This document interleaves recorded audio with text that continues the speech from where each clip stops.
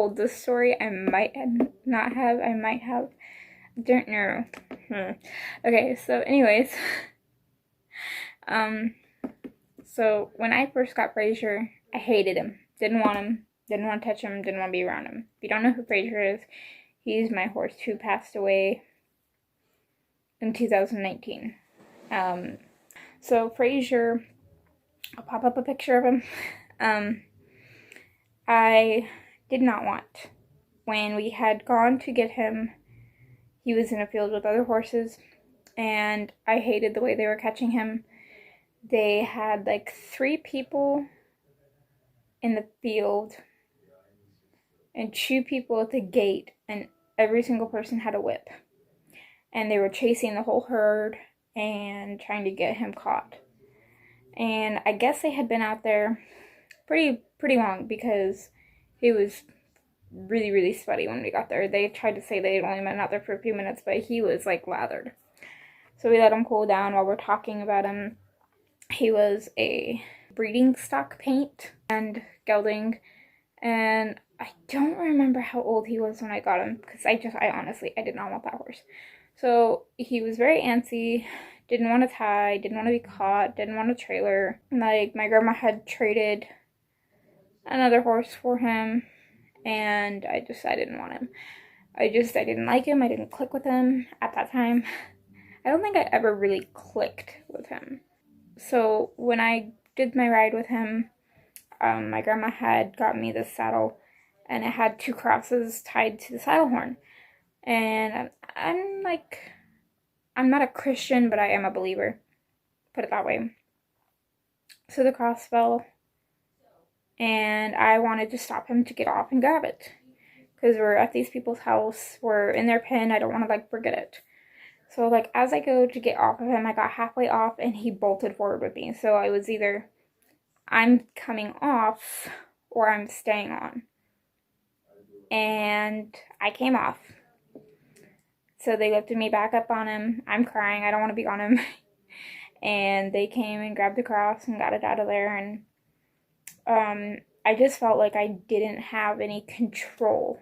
And even in this small pen, it's maybe 1.5 of the round pen, so it wasn't that big of an area, and I just felt like I had absolutely no control.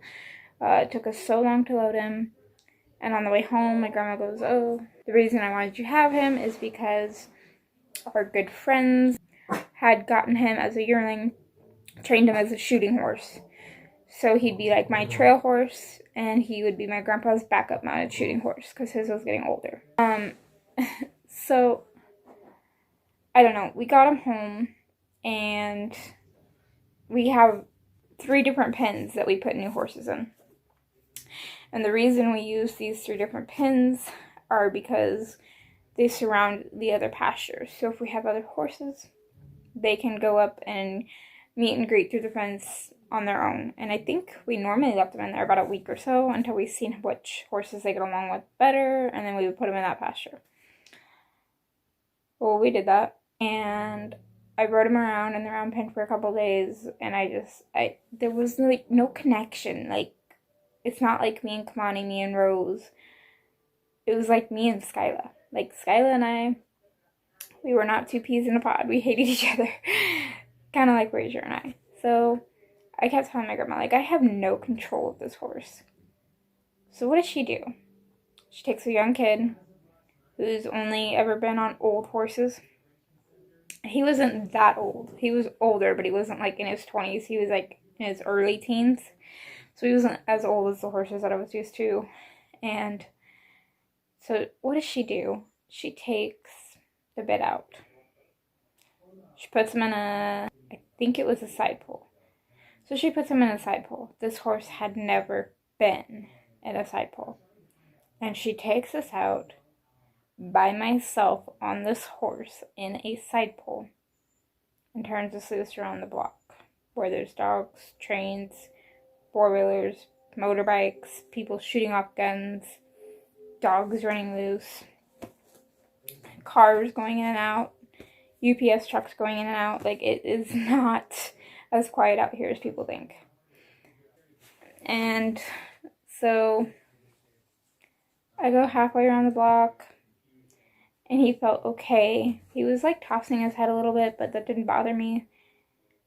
And I think a train went by. I can't remember. They had trained him as this cowboy mounted shooting horse, and a train went by right as I asked him to trot. Can you see where this story is going? So what does Fraser do? He's gotten acquainted, he's got some buddies, and he just goes into a canter. And what do? I didn't know Clinton's method. I didn't know pull until when rain stopped. I screamed, started bawling, and the dumbest part, I let go of my reins and just grabbed onto my saddle and screamed the whole way home. So he runs right back to the driveway where we had started. And of course, no one was with me when all this was happening. They were just standing at the driveway waiting for me to come back.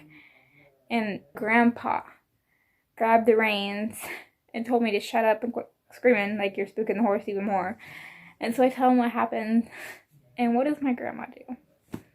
But turn and say, you probably kicked him too hard and made him go too fast. So I got the blame for him spooking. So we put him back in a bed after that. I don't remember what we had him in. And that's when I really started to work with him. Like, he didn't like to stand tied. If you tied him and groomed him, he was all over the place. If you went behind him, he'd pin his ears at you, swish his tail. If you went in front of his chest, he'd kind of like slam into you, like almost like on purpose, because he would do it every single time you did it. Dancing around, couldn't pick out his feet. Horrible at tying. That's when I started looking up training methods. And then I remember his trailer loading. Oh, it was horrible. So I trained him every day, 45 minutes a day with the trailer. And I would, it wouldn't be hooked up because I didn't know. I would lunge him a little bit. I didn't like lunge him around the sides or anything because it was right next to our barn. So there was like literally like this big of a gap on either side. So I couldn't. So I would just lunge him in front of it. And in the beginning, I kind of got after him too much. Was just expecting too much at once. Didn't really understand what I was doing. And I think it was like 2 days after working with him for 45 minutes, I would lunge him a couple circles, and then I would try the sitting exercise, and of course he didn't know how to do that, so I had to go teach him that. After I learned how to do it online, I would stand inside the trailer and just ask him to come up, and if he didn't, we had like this extremely long whip, and I could never find another one like it. Stuck it straight out and tapped his shoulder, and he would jump right in. So then I had to work on backing him out because he would turn around and run out. And then, so we worked on that and just worked on patience. I don't even remember how I worked with him. It was so long ago. And then it got to the point where I was working on waiting with him because he knew as soon as the trailer door opened, we're going to do training and you're going to have to get in here. So the minute that the trailer door would open, he would kind of bolt in. Well, we worked on that. And I taught him a cue where every time I touched his back with the whip, I would say up or load. And I think he used both words. And so I'd say up or load, and then I eventually lightened the tap and then took away the tap and would just say the word and he would do it. We had to sell. And that was, I think, 6 or 7 years ago. It was a while ago. We had to sell, and my aunt bought him, and she stopped doing all the training, and we were supposed to go to an event one night, and I thought he would load fine with me because of the training. I was doing the training before she had bought him, so shortly after, we were supposed to go to an event. She was still allowing me to ride him if I was to graduate, and unfortunately, I didn't graduate. We're going to do this event. We're supposed to go to this event. And I thought he'd load fine. You know, it's me. He loads great with me. He's got a cue and everything. He can load in without a halter. You just tap his back or say the words and he's in. They didn't think they'd have an issue with it. So we go to load him up, and it took us 3 hours to get him on the trailer. So at this point I'm thinking, let's go.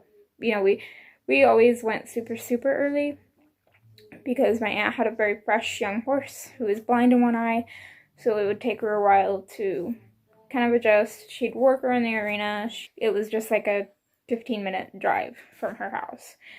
And I always liked to play around on Fraisure and chat with the owner of the facility because I grew up around him. He's an old man. He passed away, but I had grew up with him in my life. And so I'm thinking, okay, we got him on, let's go. Right? My aunt and I never get along. We don't really like each other. So she goes, no, you need to unload him and load him back up. I'm like, let's just go. He's on the freaking trailer. She goes, well, how do you know when we get there we're not going to have the same issue coming home? I go, he's the type of horse that he didn't like to leave home, but when it was going home, he'd get right on the trailer. And I told her that, and she argued with me that I didn't know him. Well, I had him for 4.5 or 5 years before we sold him. So I knew him. It's my horse. I knew him. And she argued with me, and after that, I couldn't get him back on. It was too late to go. It was pitch black. The event was already halfway through. And I think all along she didn't want to go because she was complaining the entire time. So, long story short, I didn't graduate, and she told me that she had sold him. First, she told me she sold him to a dressage home, which I'm thinking at this point. So we went 5 years without talking, and so that's 5 years I didn't get to see him because she had lied to me and told me she sold him. So one day I'm out there for a drive, and I'm visiting her dad, and she's not like my blood aunt, she's by marriage. So he's not really my grandpa, but I went off to see him, and he goes, oh, your horse is in the pasture. And I'm sitting here thinking, what are you talking about? My horse? What? Did you buy me a horse? Like, what are you talking about? And he goes, Fraisure. I'm like, Fraisure? My aunt said that she sold him like 5 years ago, 4 years ago. He goes, yeah, hun, she sold him to me, and I could never get your number from her. Like, are you freaking kidding me? I went 4.5, 5 years without seeing my horse. And then guess what? 2017 is when I found out that he was still alive and that he was with family. So I got to see him for 1.5 years, and then in 2019, he passed. So that was 5 years that she didn't allow me to see him. She lied to me about him because I didn't graduate. So then I go out one day to see Fraisure back in 2019, and it had been super snowy, and we had gone out a week prior, and we ended up in a ditch, and we decided the roads were too bad, let's just go home. So a week later, roads were way better, and I go out to see him, and I can't find him, and I'm like, that's kind of weird. So I finally made it out there to see him. Couldn't find him. So I called my grandpa, he didn't answer, so I went to his door. I go, where's Fraisure? He goes, in a hole in the ground. And I thought, he's kidding, because every time I went out there, I'm like, oh, I'm so happy he's alive. At this point, he was 36, 37, if I remember right. And so I'm like, every time I went out there, I was like freaking out that he was going to be dead. So I thought he was just messing with me, because he always had. And I go, no, haha, so funny, Grandpa, where's he at? He goes, in a hole in the ground. And he's like smiling, so I'm like, you're joking. His girlfriend comes in the room, and she goes, no, hun, he's not kidding this time. And I just broke down right there in tears, like freaking out, like, dude, are you kidding me? And she goes, no, he was fine, he was eating, and then the next morning he was just dead. So we don't know if it was colic complications. He's kind of obese, but we don't know what he died from. So I don't know if he colicked, I don't know if he died of old age, I don't know if he had some type of heart failure from being obese. He wasn't majorly obese, but he was pretty big. And that is the story of Frasier. Alright, if you guys have any video suggestions, please comment them down below, and I'll see you in my next video.